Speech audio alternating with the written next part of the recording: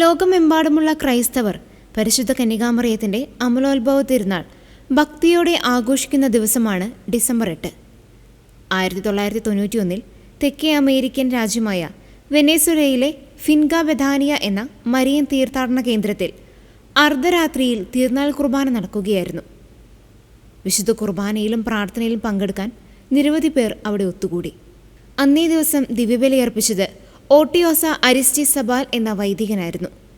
ദിവ്യകാരുണ്യ കൂദാശയുടെ പ്രധാന ഭാഗമെത്തിയപ്പോൾ വൈദികൻ തിരുവോസ്തിയെടുത്ത് ആശീർവദിച്ച് ഇതിൻ്റെ ശരീരമാകുന്നു എന്ന് പറഞ്ഞ് വലിയ തിരുവോസ്തി 4 ഭാഗിക്കുകയും അതിലൊന്ന് സ്വീകരിക്കുകയും ചെയ്തു.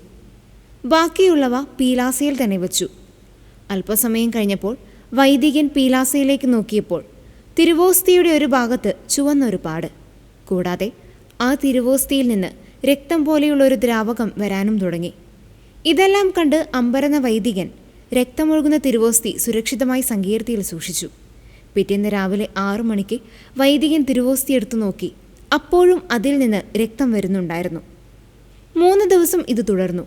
ഈ അസാധാരണ സംഭവം ലോസ് ഡെക്കേസിലെ ബിഷപ്പായിരുന്ന പിയോബെല്ലോ റിക്കാർഡോയെ അറിയിച്ചു. ബിഷപ്പിൻ്റെ നിർദ്ദേശപ്രകാരം ഈ അത്ഭുത തിരുവോസ്തി കാരക്കാസിലെ ലബോറട്ടറിയിൽ വിശദമായ ശാസ്ത്രീയ പരിശോധനയ്ക്കായി അയച്ചു. ഈ പരിശോധന ഫലങ്ങൾ ലോകത്തെ അത്ഭുതപ്പെടുത്തി. തിരുവോസ്തിയിൽ കണ്ട ചുവന്ന ദ്രാവകം യഥാർത്ഥ മനുഷ്യരക്തമാണെന്ന് സ്ഥിരീകരിക്കുകയും ചെയ്തു. കൂടാതെ രക്തഗ്രൂപ്പ് AB പോസിറ്റീവാണെന്നും കണ്ടെത്തി. ഈ രക്തം ഒരു ജീവനുള്ള ഹൃദയപേശികളിൽ നിന്നുള്ളതാണെന്ന് ശാസ്ത്രജ്ഞന്മാർ സ്ഥിരീകരിച്ചു.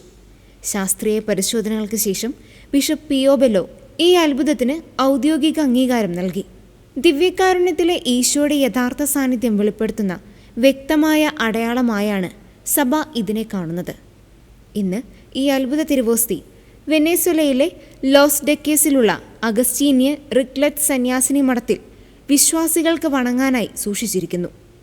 1998 ഡാനിയൽ ജെ സാൻഫോർഡ് എന്ന തീർത്ഥാടകൻ ആരാധനയ്ക്കിടെ ഈ തിരുവോസ്തിയിൽ നിന്ന് തീനാളങ്ങൾ ജ്വലിക്കുന്നതായും ഹൃദയം തുടിക്കുന്നത് പോലെയും കണ്ടു. അദ്ദേഹം ഉടൻ തന്നെ ഈ ദൃശ്യങ്ങൾ വീഡിയോയിൽ പകർത്തിയത് ഈ അത്ഭുതത്തിൻ്റെ മഹത്വം ലോകമെമ്പാടും എത്തിക്കാൻ കാരണമായി. ഈ ദിവ്യകാരുണ്യ അത്ഭുതം അപ്പത്തിൻ്റെ രൂപത്തിൽ മറഞ്ഞിരിക്കുന്ന ക്രിസ്തുവിൻ്റെ യഥാർത്ഥ ശരീരം, രക്തം, ആത്മാവ്, ദൈവത്വം എന്നിവയിലുള്ള വിശ്വാസം ശക്തിപ്പെടുത്തുന്ന ഒരു നിത്യമായ അടയാളമായി നിലകൊള്ളുന്നു.